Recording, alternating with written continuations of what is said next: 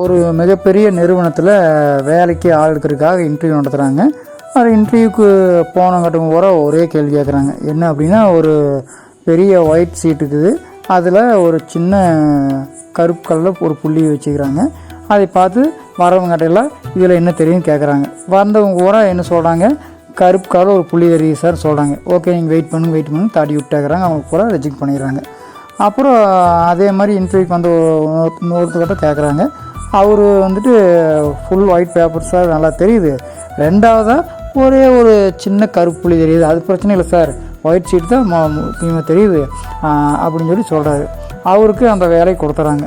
மற்றவங்களுக்கெல்லாம் ஒரே ஆச்சரியம். எல்லோரும் கரெக்டாக தானே சொன்னால் இவர் இப்படி சொன்னதுக்கு ஏன் கொடுத்தீங்க சொல்லி போட்டு நேராக போய் கேட்குறாங்க அந்த வேலை கொடுத்தவங்ககிட்ட.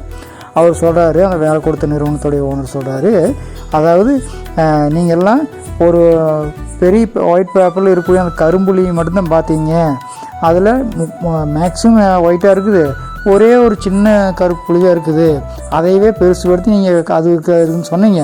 ஆனால் அதில் மேக்ஸிமம் இருக்கக்கூடிய அந்த ஒயிட் பேப்பரை வந்து நீங்கள் ஒரு கருப்பு பொருளாகவே எடுக்கலை, அதை முக்கியமானதை நீங்கள் எடுத்துக்கல, அதனால தான் உங்களே ரிஜெக்ட் பண்ணிட்டோம்.